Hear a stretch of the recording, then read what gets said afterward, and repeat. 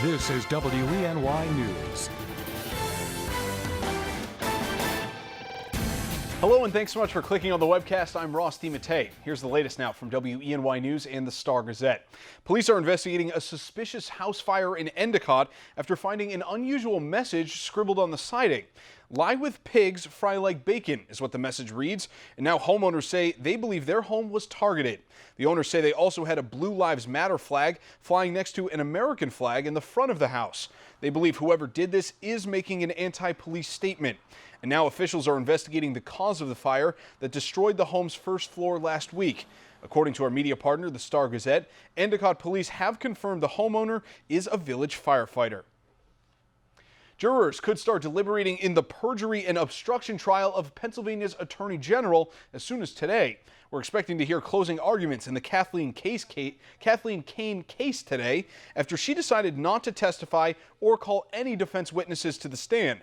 The Democratic Attorney General is accused of leaking secret grand jury files to a newspaper in order to embarrass a rival prosecutor and then lying about it under oath.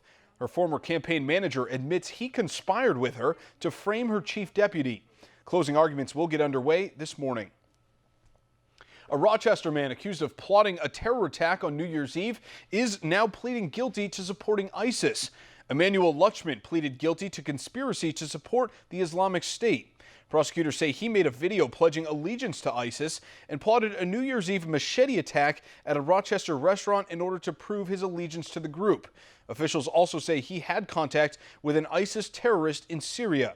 Lutchman now faces up to 20 years in federal prison. He'll be sentenced on November 15th. Lutchman's family claims he has a history of mental problems.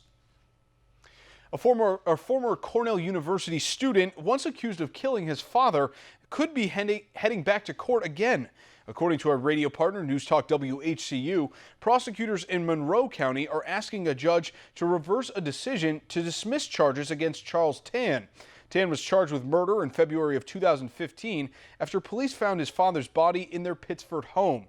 Last October, a judge declared a mistrial in the case, and in November, the judge ruled that the prosecution hadn't proved his case, and the charges were then dismissed. Now prosecutors have filed paperwork in state Supreme Court so they can attempt to retry Tan. State fishing experts are asking you to take it easy on the state's trout and salmon for a while because the stress on the fish could be enough to kill them. The DEC says the hot dog days of summer are likely stressing out the cold water fish. And oftentimes that makes them gather in groups in pockets of colder water, which makes them even easier to catch.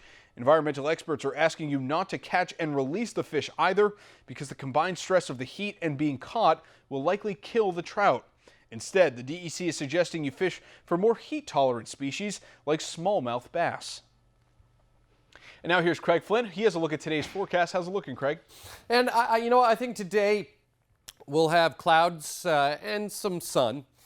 There's the chance for a shower today, especially over the northern tier. I think that's the highest likelihood.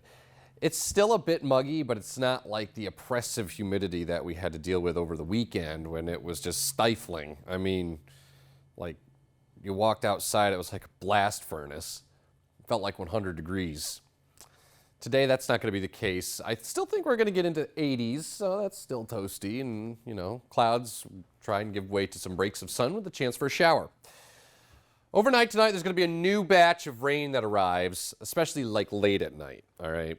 It's like towards Wednesday morning. Forecast today over the northern tier, I think clouds, some sun, chance for a shower, especially you folks over the northern tier.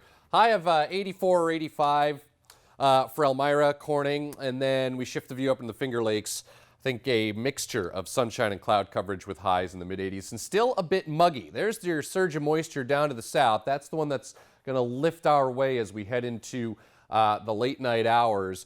And low pressure down here will track into southern Canada. So that will bring in some higher humidity levels again on Tuesday and scattered storms and showers. And as that interacts, those storms and showers interact with the humid air over us. Some of those storms and showers Tuesday could A, be a little strong, and B, have some heavy rain, some pockets of heavy rain associated with them. High of 85 to 90 and more humid. Wednesday, leftover rain early, then clearing. turning less humid by afternoon, a high of 84. Chance for storms Thursday, high of 82. And then as we head into Friday, looks pretty good. Highs, though, in the mid-80s, so a little toasty as we head into the weekend, Ross, with a good deal of sunshine Saturday, chance for storms by Sunday. Pretty good looking 7-day. Thanks so much, Craig. And for the latest news, weather, and sports, I want to remind you to watch WENY News at noon, 5:36, and 11 o'clock. And don't forget to pick up a copy of today's Star Gazette. I'm Ross DeMattei. Have a great Monday.